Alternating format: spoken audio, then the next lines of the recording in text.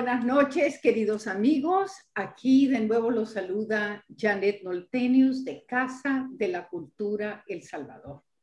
En Washington, D.C., esta noche tenemos de nuevo el gran honor de darle la bienvenida al doctor Héctor Lindo Fuentes. El doctor, él es profesor emeritus de la Universidad de Fordham en Nueva York. Y como ustedes saben, tiene muchas publicaciones, ha dado clases en varias universidades en Estados Unidos y es reconocido como nuestro gran historiador. Así es que esta noche le damos la palabra al doctor Héctor Lindo y la bienvenida para que nos hable del Bicentenario y lo que estaba pasando en mayo de 1821, mayo de 1921 y mayo del 2021. Bienvenido, doctor Lindo. Muchas gracias, doctor Noltenius. Siempre es un gusto estar con ustedes y gracias a la audiencia que nos está escuchando. Vamos a ver primero la parte técnica. Vamos a compartir aquí la pantalla para que vean la presentación que he preparado. Ok, yo creo que ya se puede ver, ¿no? Ya se puede ver, sí. Entonces, hoy vamos a hablar, siguiendo la tradición, del mismo mes, pero en 3 siglos diferentes. Entonces, vamos a hablar de mayo en 1821, luego en el siglo XX y luego en el siglo XXI. Vamos a empezar entonces en 1821. La imagen que he colocado aquí para un poco colocarnos en el momento es la Universidad de San Carlos de Guatemala. Esos son los corredores de la Universidad de San Carlos, que era realmente el gran centro intelectual de la época y era una universidad muy buena, donde la gente que estaba pensando sobre el futuro de Centroamérica había estudiado y la visitaba frecuentemente. Entonces me pareció adecuado colocar la Universidad de San Carlos como el efecto visual para hoy. Y una de las personas que caminaba por los corredores de la Universidad de San Carlos era Pedro Molina.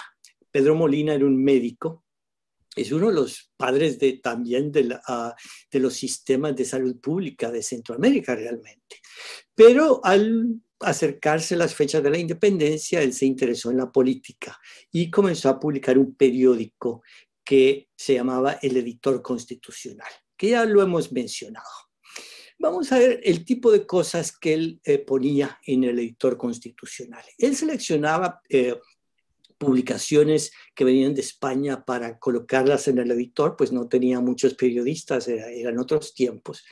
Y en mayo escogió un artículo de un periódico español que me llama mucho la atención. ¿Por qué lo escogió en mayo y las cosas que dice? Dice: la revolución de Francia no se ha completado. La de América pudo malograrse. De la revolución lenta de las luces no dejará conseguir su efecto. Los tiranos pasan, la razón permanece. Al referirse a la revolución de las luces, realmente está hablando de el movimiento filosófico de la Ilustración, lo que se ha llamado la Ilustración, y es de donde salen las ideas políticas modernas, las constituciones modernas con los 3 poderes del Estado. Montesquieu era parte de ese movimiento de la Ilustración. Entonces, él está pensando en esas cosas en mayo de 1821. Y luego sigue: la dominación extranjera y el despotismo doméstico son los mayores males para un pueblo.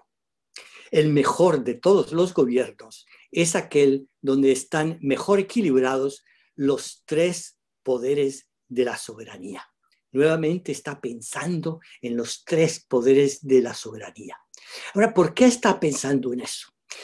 Porque en ese momento específico, en mayo, se está viendo que llega un cambio grande en la forma que se va a administrar Centroamérica. Se está pensando realmente en una refundación del Estado. El mundo está cambiando alrededor de él.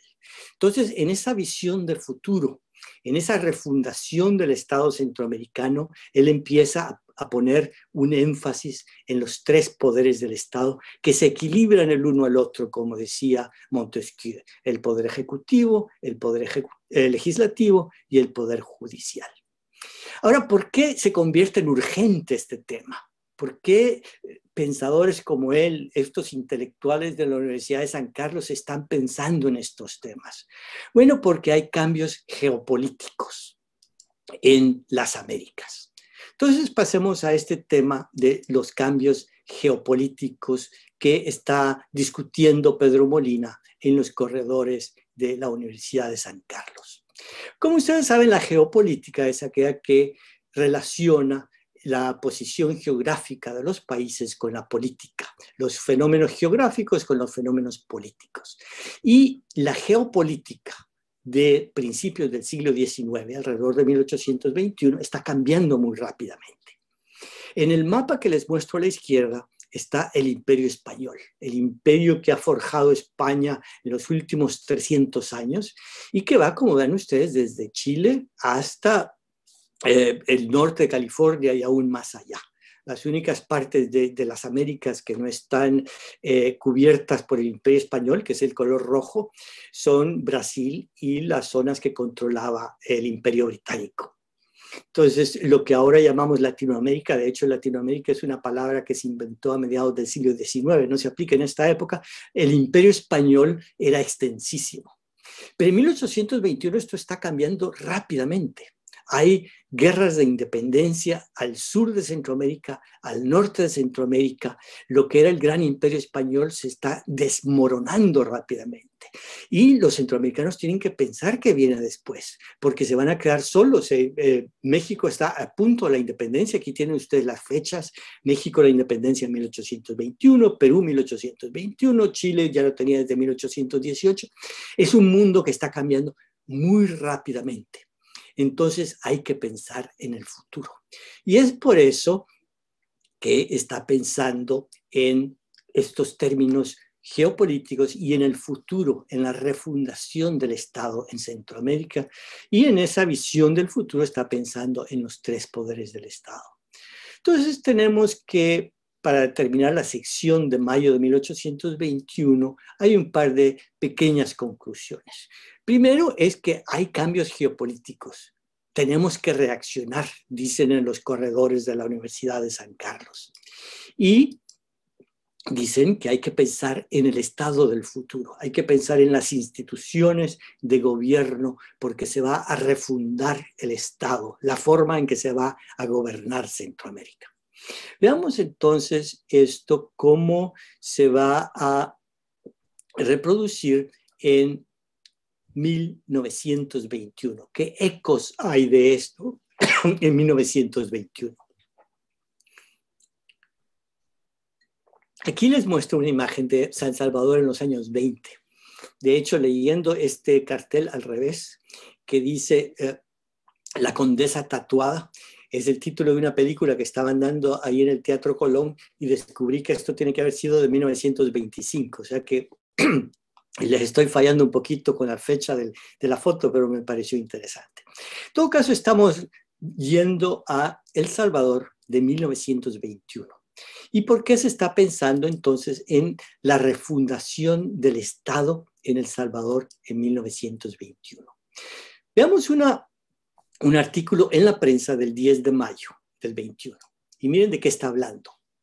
Uno de los temas ahí es que están hablando si hay incompatibilidad entre los cargos de magistrado y diputado en la Asamblea Constituyente en Tegucigalpa. Aquí lo que está ocurriendo es que ya se ha firmado un pacto de unión de Centroamérica, se va a hacer realidad la unión de Centroamérica, se va a escribir una constitución, va a haber una asamblea constituyente en Tegucigalpa. Entonces la gente está pensando en ese futuro. Nuevamente estamos en un momento de refundación del Estado. Entonces la gente empieza a proyectar sus sueños al futuro.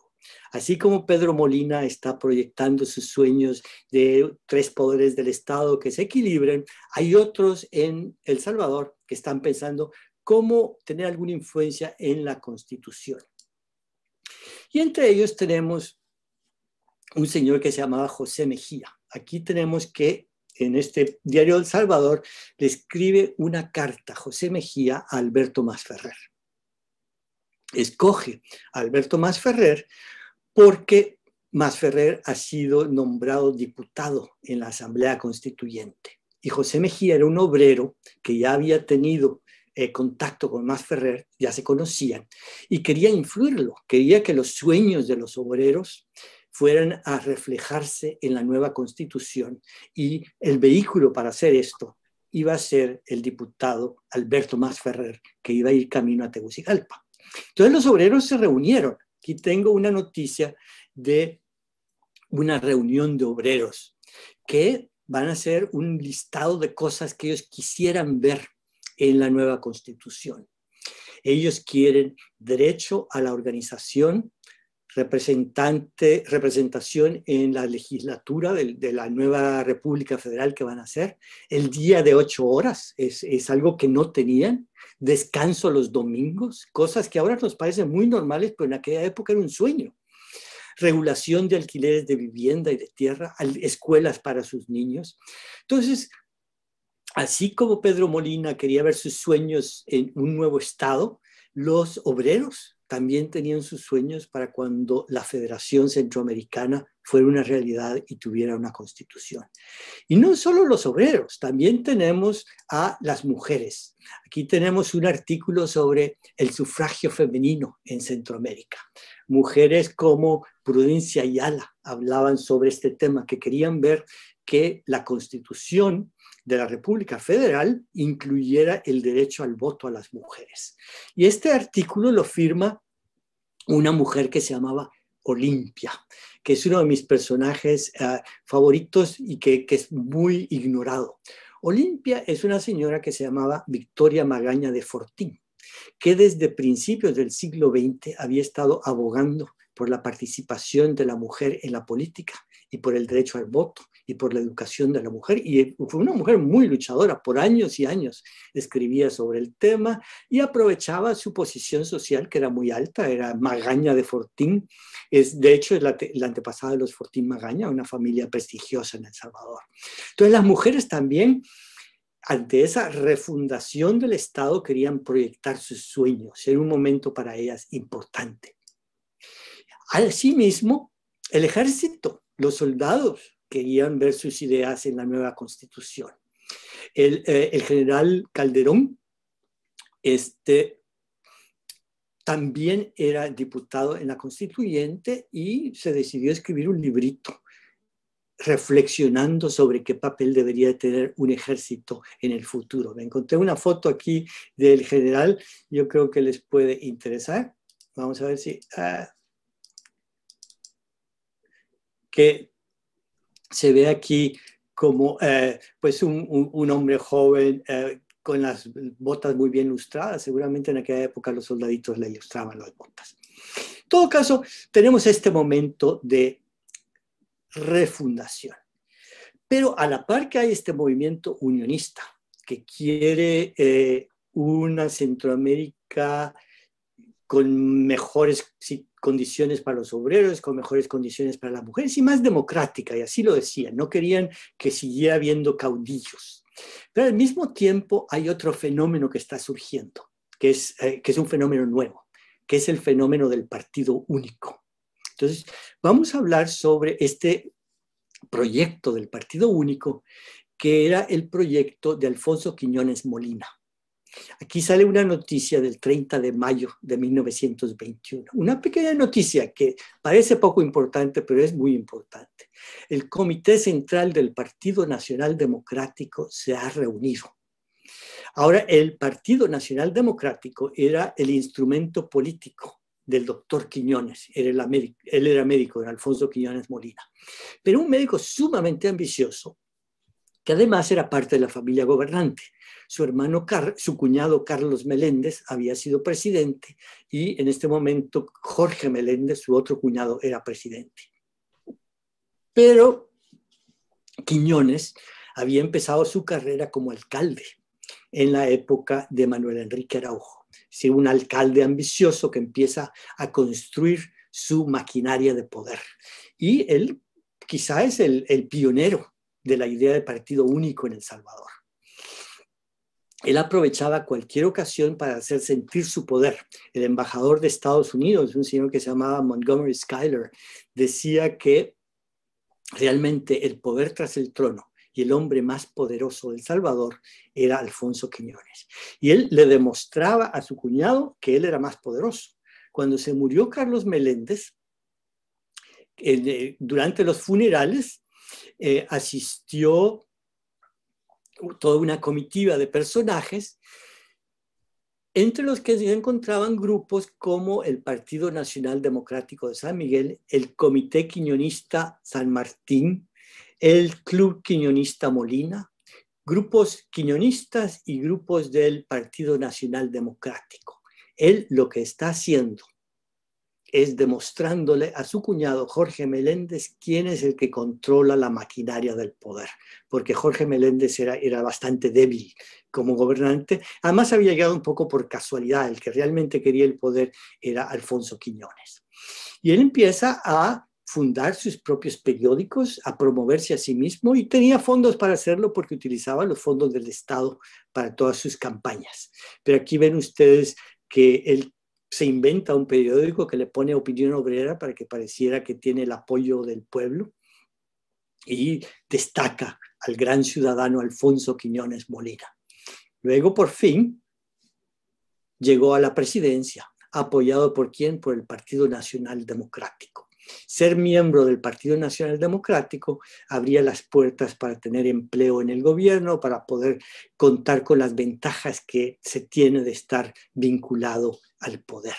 Entonces, es un fenómeno nuevo, que a la par que hay estos anhelos del unionismo, de una constitución federal que vaya a favorecer a los obreros, que vaya a favorecer a las mujeres, hay otra tendencia en El Salvador, que es de este político ambicioso que quiere consolidar su poder personal con un partido único. Ahora, esto está ocurriendo en tiempos también de cambios geopolíticos. Y esto me lleva a otra edición de la prensa. Aquí tenemos, y déjenme ver, una noticia que espero que se pueda ver bien, que ha llegado a esta capital el capitán del vapor Denver, el buque de guerra norteamericano que se halla en las aguas de la libertad.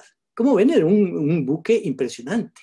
En esta época, Estados Unidos enviaba frecuentemente a las aguas territoriales de El Salvador y de todo el Caribe, en realidad, barcos de guerra para mantener el orden, para hacer ver que el poderío norteamericano no se podía desafiar. Y se hacían muy presentes. Si ustedes ven aquí esta foto, parece una foto hasta divertida, de los marinos del Denver que están jugando béisbol en el campo de Marte. El campo de Marte en aquella época tenía hipódromo, era un gran campo de deportes, ahora donde está el parque infantil en San Salvador. Esta llegada de los marinos del Denver a San Salvador no era inocente.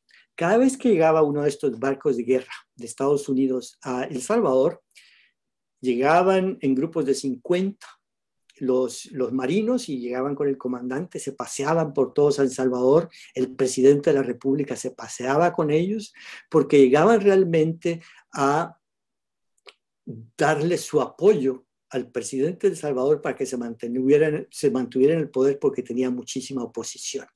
¿Por qué está ocurriendo esto? Bueno, porque ha habido cambios geopolíticos muy importantes. Entre 1898 y 1916 se da el primer paso en la expansión del poder de Estados Unidos en la zona del Caribe, lo que se llama la zona de influencia de Estados Unidos. Después de la guerra con España, en 1898, Estados Unidos hizo que Cuba fuera un protectorado, se apoderó de Puerto Rico, construyó el canal de Panamá, y como esa era una zona donde Estados Unidos tenía una inversión tan grande, no podían permitir que hubiera inestabilidad política. Y la labor de estos cruceros que llegaban por las costas de El Salvador era mantener la estabilidad política, que no hubiera cambios violentos de poder. Luego, con la Primera Guerra Mundial, aumentó todavía más el poder de Estados Unidos. Pasó de ser un poder regional a ser un poder mundial. Y la relación de Estados Unidos con El Salvador se profundizó en esta época. Si ven ustedes aquí, les muestro las estadísticas de las exportaciones de El Salvador antes y después de la Primera Guerra Mundial. Antes de la Primera Guerra Mundial, alrededor del 28.4% de las exportaciones salvadoreñas iban a Estados Unidos. Después de la Primera Guerra Mundial, las 2/3 partes. Es decir, que se están dando cambios muy importantes en la geopolítica, la posición geográfica de los poderosos, de dónde son los focos de poder, ha ido cambiando a través del tiempo. Y El Salvador, que hasta 1913 había mantenido bastante autonomía, la va perdiendo después de la Primera Guerra Mundial. Hay cambios geopolíticos.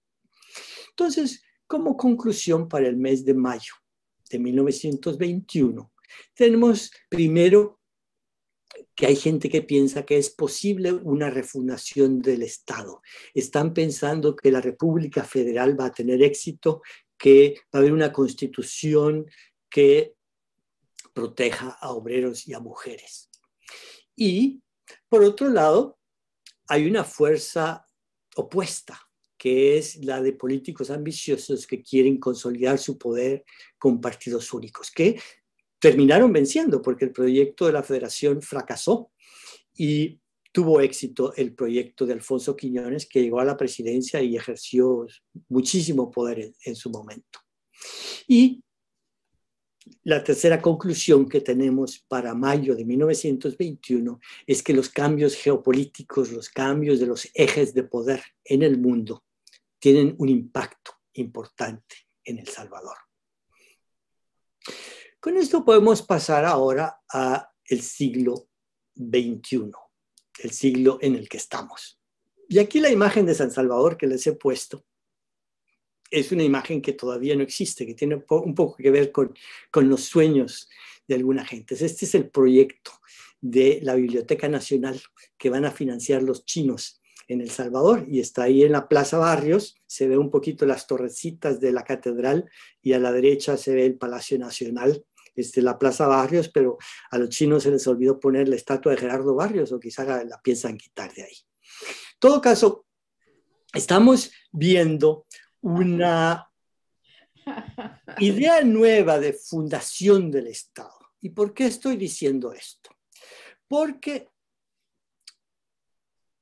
de los tweets del presidente de la República se infiere que él está pensando en cambios muy grandes en cómo se administra el país. Hace unos pocos días, el día 15, sacó una serie de tweets que es lo más elaborado que he visto yo de su filosofía política, y donde habla de que los dueños de las fincas latinoamericanas, los que gozan de privilegios históricos, diseñaron sistemas que los protegerían para siempre y solamente alternan gerentes y capataces a lo largo de las décadas.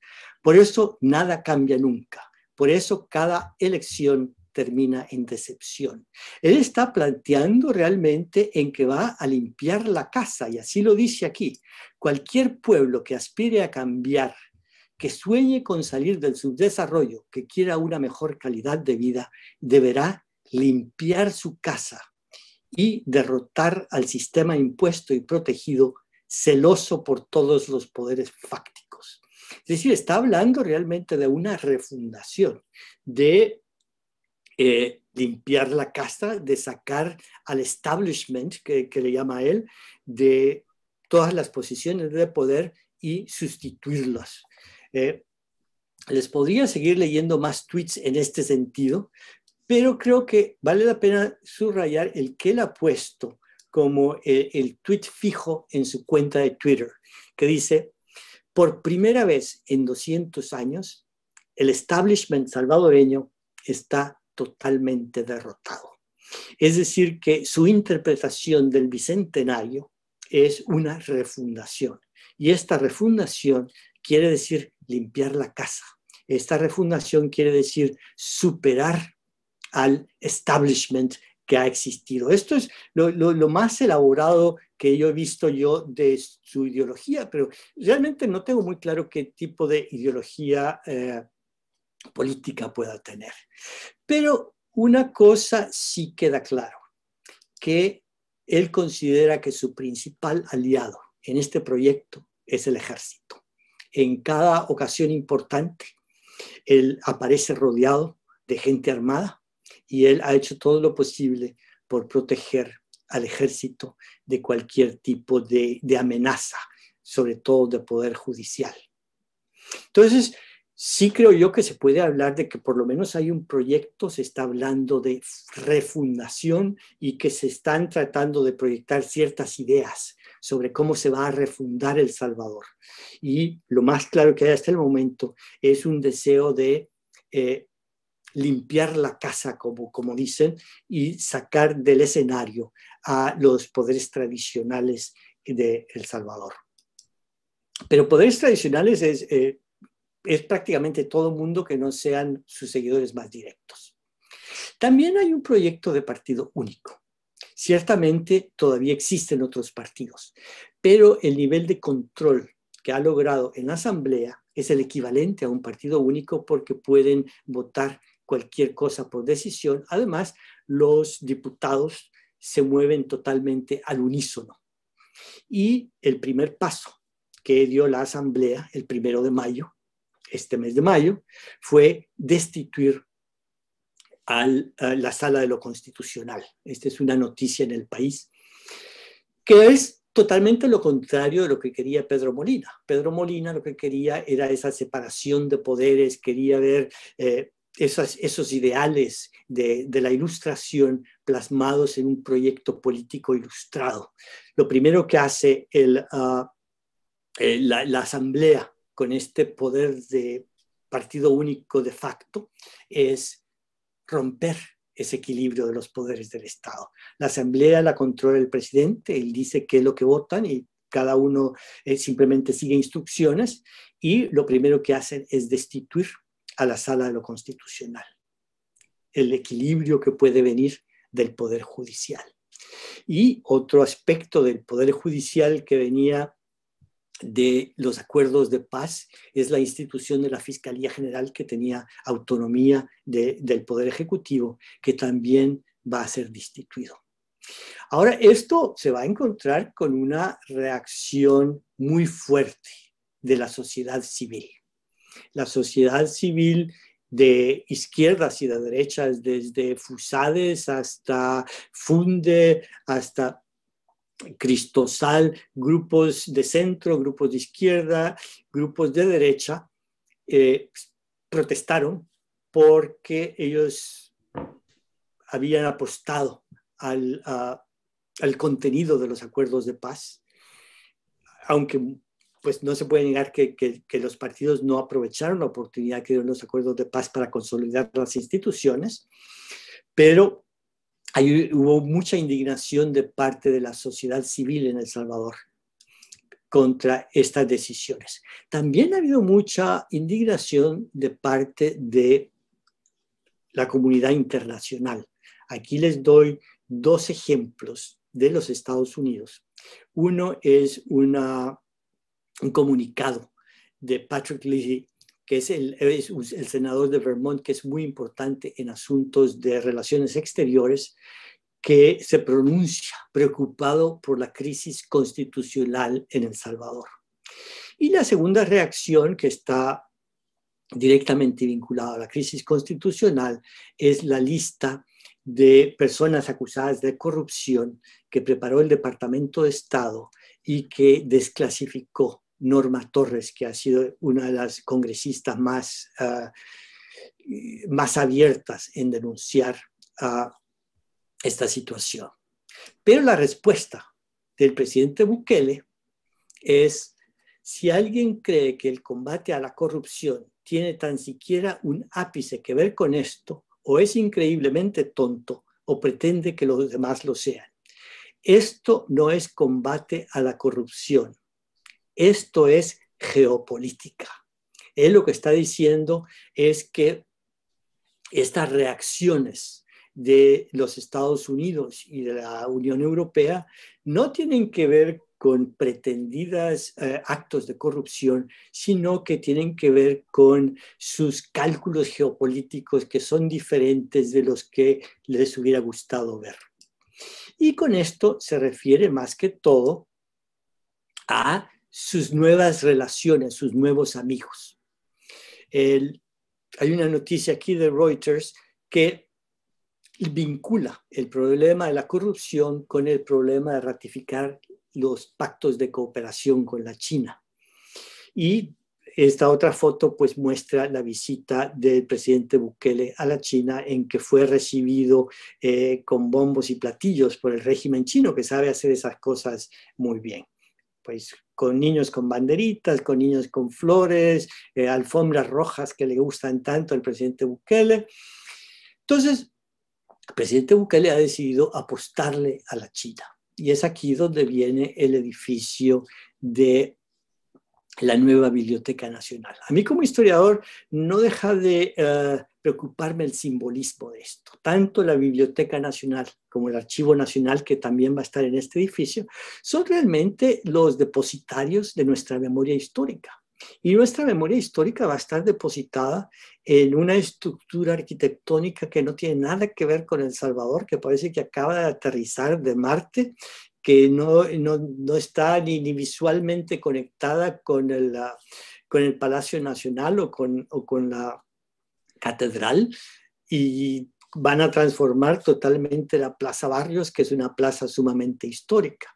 Y la otra foto que me llama la atención también es cuando la ministra de Cultura estaba discutiendo estos planes con los chinos, lo estaba haciendo enfrente de uno de los cuadros icónicos de la independencia de El Salvador. Está arreglando una dependencia con la China enfrente de un cuadro de la independencia. Y no se queda ahí la cosa. El presidente también está hablando de que hay mucho potencial en la relación con Rusia. Es decir, que no me molesten los Estados Unidos, porque también podría yo relacionarme con Rusia. Entonces él se quiere relacionar con Vladimir Putin y con Xi Jinping, que son dos de los personajes más autoritarios que están ahora trabajando en el planeta. Ahora, veamos en qué consisten los cambios geopolíticos que existen. Desde el punto de vista económico, si las exportaciones desde El Salvador eran en 1920 64,8%, ahora son 45%. Ha bajado un poco.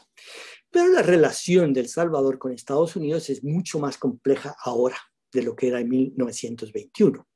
Para empezar, hay aproximadamente 3 millones de salvadoreños viviendo en Estados Unidos. De estos, hay 200,000 que están bajo el TPS, tienen el estatus de protección temporal. 6,000 millones anuales llegan a El Salvador en remesas, es decir, el 25% del PIB de El Salvador son remesas que están enviando salvadoreños que están en Estados Unidos. Estados Unidos ha dado 700 millones de dólares en ayuda en los últimos 5 años. Los mayores exportadores en El Salvador son las corporaciones estadounidenses. Es decir, que la relación con Estados Unidos es sumamente importante. Y mi gran preocupación como salvadoreño en Estados Unidos es que esta apuesta geopolítica no está basada en cambios del equilibrio de poder para El Salvador que lo justifiquen. Y es más, que nos van a dejar a nosotros, los salvadoreños en Estados Unidos, totalmente desprotegidos. Es decir, el gobierno de El Salvador no puede interceder por nosotros. Nos pueden crear unos problemas tremendos por este pleito que va en escalada todo el tiempo. Cada día hay un conflicto más entre Estados Unidos y El Salvador. Yo creo que para la comunidad salvadoreña en Estados Unidos, esta es una situación muy preocupante, que el país en el que vivimos, el país en el que trabajamos, el país que nos da seguridad económica y seguridad física, está ahora siendo constantemente enfrentado, confrontado y a veces hasta insultado de parte de El Salvador. Para mí esta es una situación sumamente preocupante. Entonces tenemos que, para las conclusiones de 2021, una de ellas es la pregunta si es bueno pelearse con un país donde hay 3 millones de salvadoreños que envían remesas. La segunda conclusión es si esta es la visión de un país donde se van a beneficiar las mayorías y se va a respetar a las minorías. Hay realmente una visión de refundación de un Estado que vaya a ser más justo, un Estado donde haya mejor participación y una democracia más completa. No está claro. Y por último, está la pregunta, ya no van a existir los partidos de oposición, ya no va a haber contrapesos institucionales como debe haber en todo sistema político sano. Estas son preguntas importantes que se han agudizado en lo que vamos del mes de mayo. Bueno, hasta aquí voy a dejar mi presentación. Los videos de los meses anteriores están en mi canal de YouTube por si les interesa ver, pero por el momento tal vez si hay alguna pregunta yo con gusto las puedo responder y voy a suspender esto y tal vez la doctora Noltenius nos puede decir si hay alguna pregunta de parte del público. Así es, doctor Lindo. Edgar Rosales nos dice, gracias por ilustrarnos en nuestra historia, que es en este momento el país lo que necesita. Una pregunta, sé por sus ocupaciones si estas ponencias fuesen más seguidas y no al mes.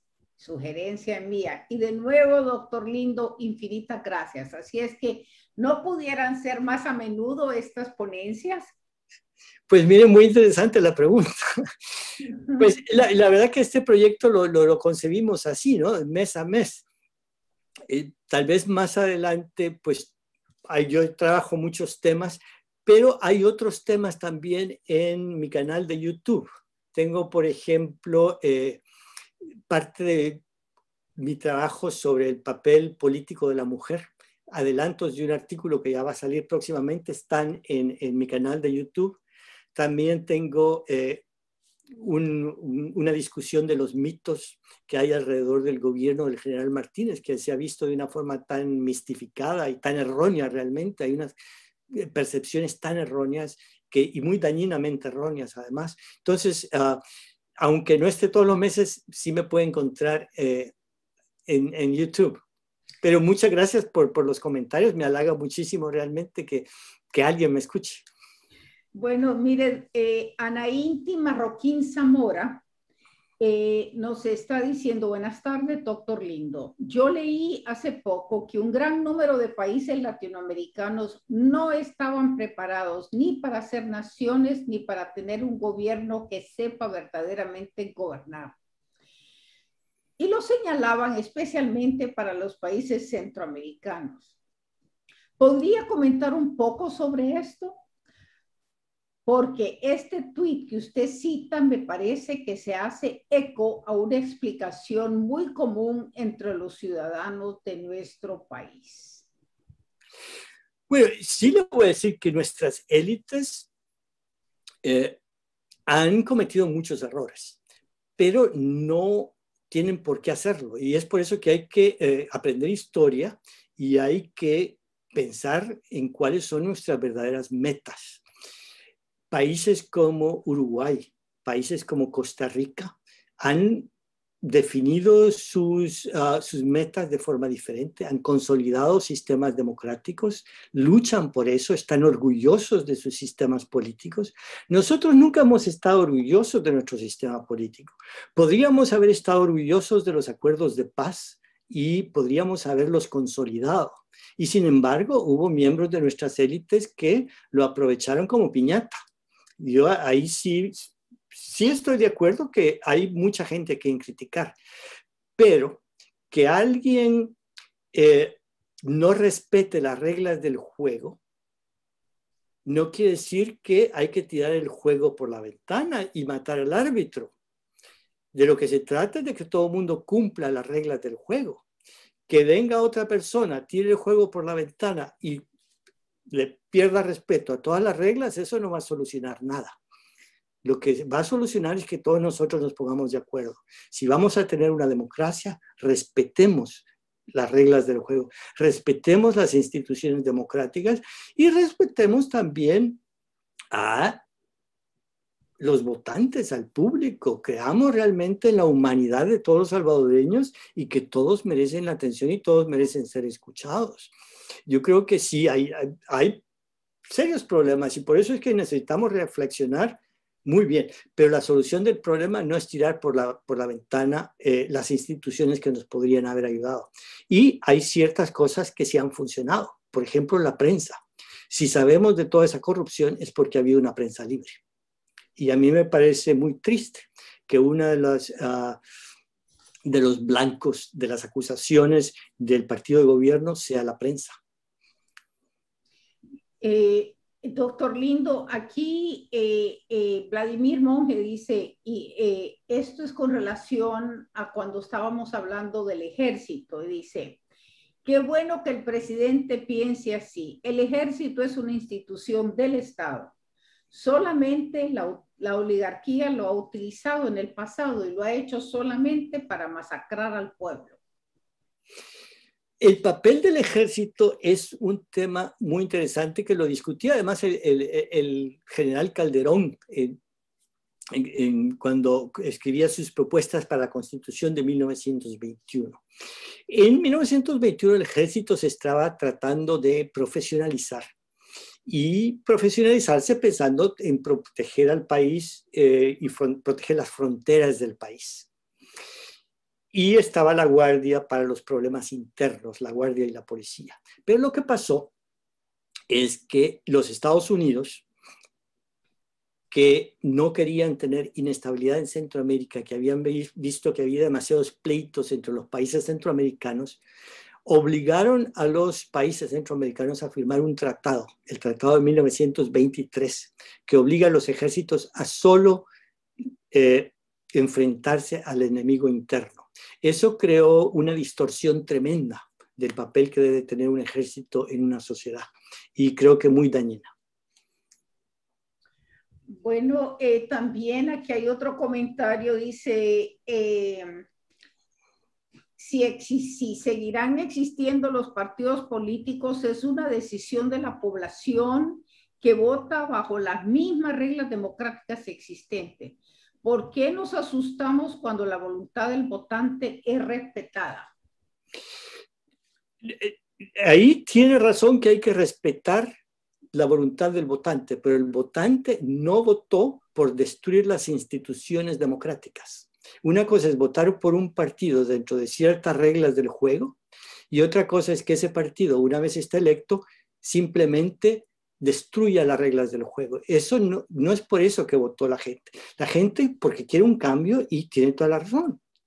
Hace falta cambios, pero cambios dentro de un esquema en que haya alternabilidad de poderes, que nadie abuse, que no haya posibilidades de corrupción, que todos estos frenos no son dedicados a un partido o a otro, son las mismas reglas para todos, partiendo del principio de que el poder es algo peligroso, que es muy fácil abusar el poder y que por eso hay que tener contrapesos, hay que evitar que nadie se emborrache con el poder. Como dice el dicho, el poder corrompe y el poder absoluto corrompe absolutamente. Todos los pensadores políticos por los últimos 300 años han dicho, este es el problema que hay que atajar, el problema de los peligros del poder excesivo. Entonces hay que crear sistemas de contrapesos para que nadie, absolutamente nadie, tenga demasiado poder.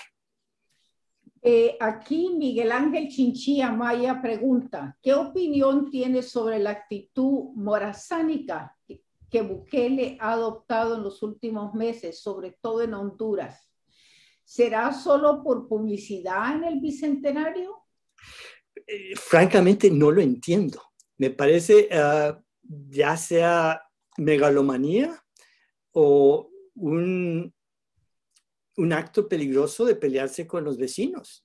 Entonces, no creo que al presidente de Honduras le guste mucho que el presidente de El Salvador esté haciendo incursiones en su territorio de esa manera. Hemos tenido una guerra con Honduras, es hasta peligroso estar jugando con esas cosas. Es decir, no tiene por qué, si quiere comenzar un movimiento unionista, pues que se haga de una forma abierta y discutiendo qué implicaría eso. Pero realmente no lo entiendo. Ahí sí yo confieso humildemente que va más allá de mi capacidad de saber qué es lo que está ocurriendo ahí. Anaínti Marroquín dice, gracias por su respuesta. Me llama especialmente la atención lo que usted dijo de la falta de orgullo. Eso es una de las cosas que yo sostengo. Como país nos hace falta sentir orgullo por nosotros y nuestras capacidades.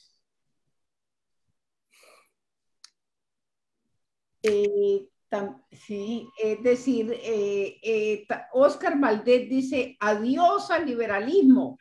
Es una lástima que no se aprovechó para crear prosperidad para todos. ¿Qué piensa usted de ese comentario? La verdad es que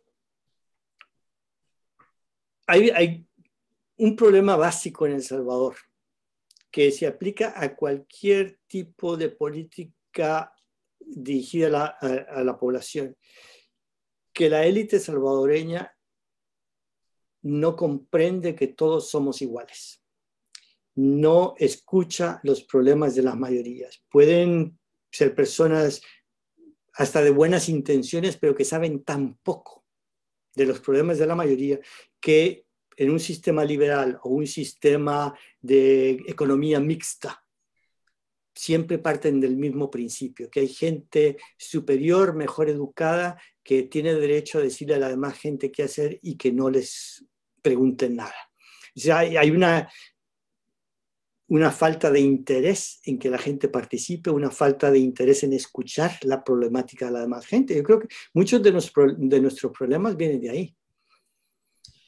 Bueno, Titi, a ver, le dice, el comentario en la biblioteca me parece acertado, doctor. Es una cuestión de sincronía arquitectónica. No dudo que en su interior habrá mucha tecnología.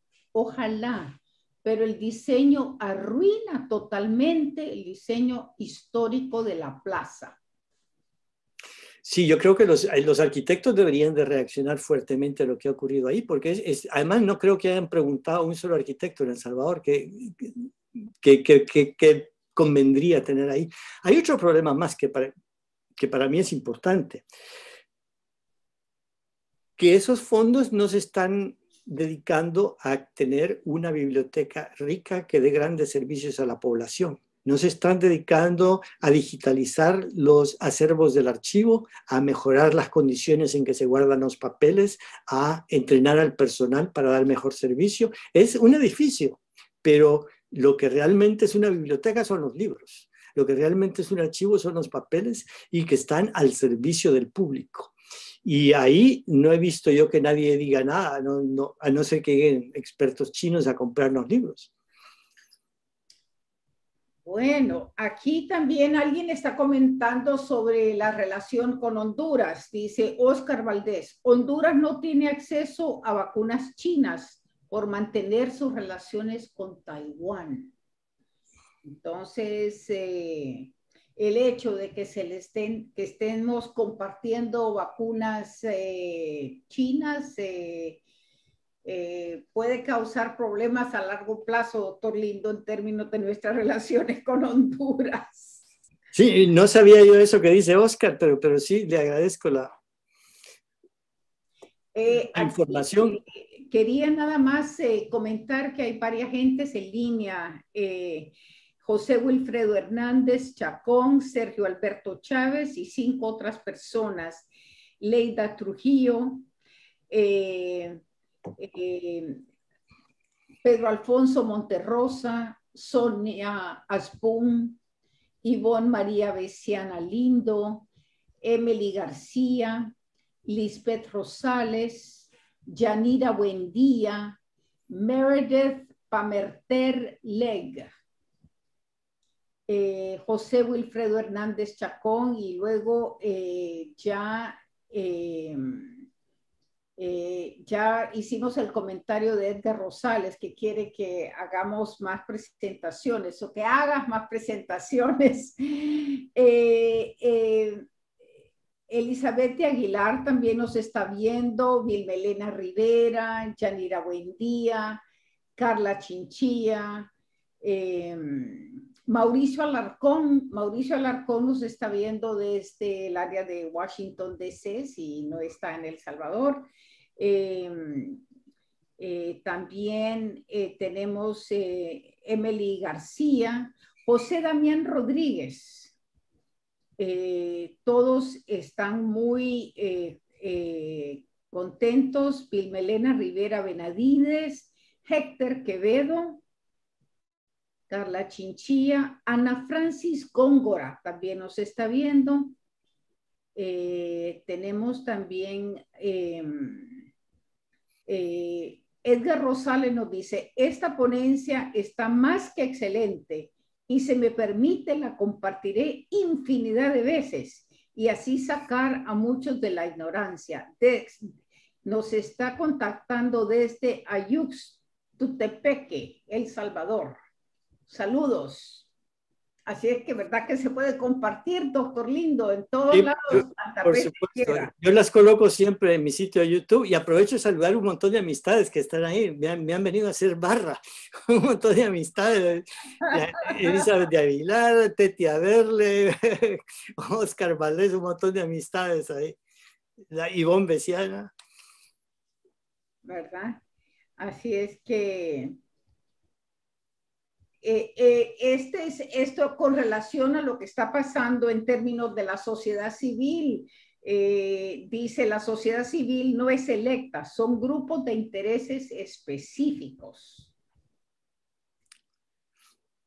En toda sociedad hay organizaciones que se dedican a un tema específico, eso es normal y con frecuencia son muy útiles, que contribuyen. El asunto es que contribuyen dentro de las reglas del juego, que no lleguen a hacer trampa o que no lleguen a contar mentiras o que no lleguen a estafar a la gente, pero que haya diferentes intereses que se manifiesten y que aboguen por lo que ellos creen, pues es saludable, ¿no? Hay que escuchar muchas voces. Así es, así es. Por el momento no estoy viendo más preguntas, doctor Lindo, pero sería interesante ver este cambio de relaciones, el contexto geopolítico, ¿verdad? Entre el acercamiento a Rusia, el acercamiento a China y el supuesto distanciamiento con Estados Unidos. Esto hemos tenido este distanciamiento en el pasado con Estados Unidos de la misma manera y acercamiento a otros que eran considerados los enemigos de Estados Unidos. No que yo recuerde. Por supuesto, Estados Unidos estuvieron muy preocupados durante la época de los años 80, que si había un cambio de poder radical en El Salvador, que pues, ya podría llegar a eso, como se pensó que se había hecho en Nicaragua. Pero que haya habido un gobierno en El Salvador que sea desafiante de esta manera. Hay gobiernos que han sido más autónomos que otros, y eso es bueno, ¿no? Pero que haya sido así